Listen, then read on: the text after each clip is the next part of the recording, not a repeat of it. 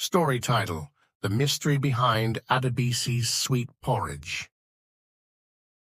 Once upon a time, in a bustling Yoruba village, lived a young woman named Adebisi, renowned across the land for her cooking, especially her sweet porridge, a dish made from yam.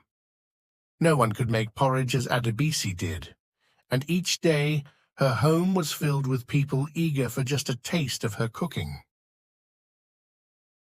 The village market buzzed with activity as usual, but everyone's attention seemed to gravitate toward Adebisi's stall, where she sold her famous porridge.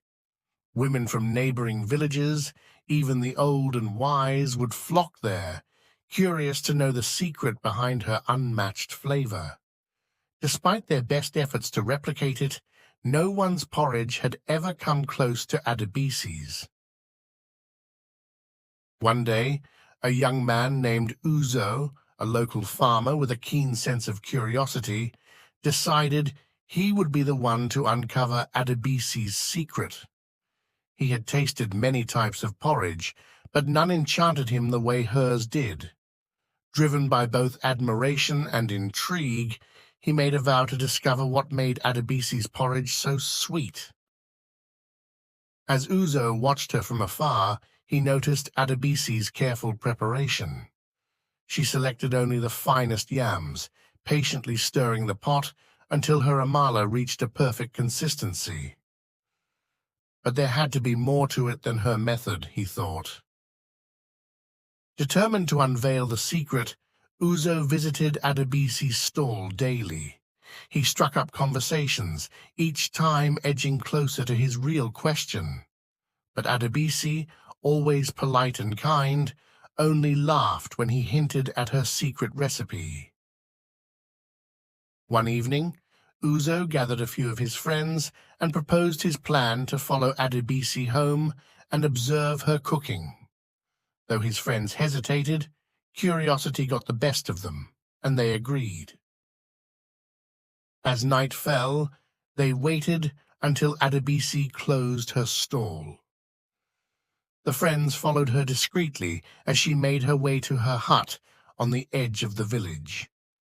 The shadows of the trees hid their eager faces as they crept closer. They watched as Adebisi prepared the yams with unusual reverence, washing and peeling them slowly, whispering softly to herself as if in prayer. The friends were puzzled, yet they dared not interrupt. To their astonishment, Adebisi took out a small, mysterious clay pot from a hidden corner, sprinkling a pinch of its contents into the cooking pot. She then whispered, "Thank you, ancestors." Uzo's eyes widened. He believed he had finally uncovered her secret ingredient. But what was in that mysterious clay pot? His excitement grew, and he was more determined than ever to find out. The next morning, Uzo approached Adebisi under the guise of complimenting her cooking. As they spoke, he inched closer to asking about the clay pot. However, Adebisi only gave him a knowing smile. Frustrated but persistent, Uzo decided he had no choice but to try and obtain the clay pot for himself. That night, he snuck into her hut and found it on a small shelf, hidden behind a cloth. Just as he lifted the clay pot, he heard a soft whisper, "You should not have done that, Uzo." He turned to see Adebisi standing at the door, her eyes sharp and serious.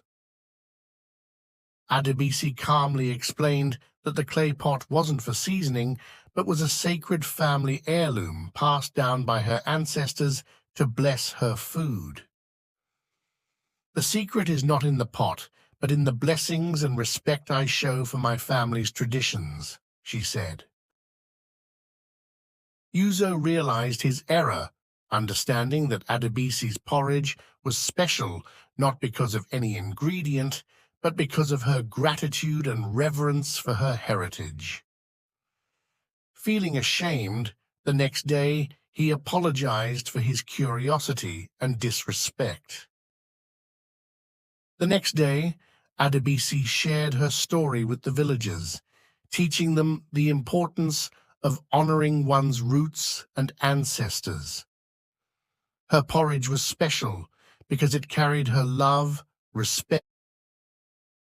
As time went on, the villagers learned to appreciate Adebisi's food not only for its taste, but for the respect and gratitude she poured into each meal.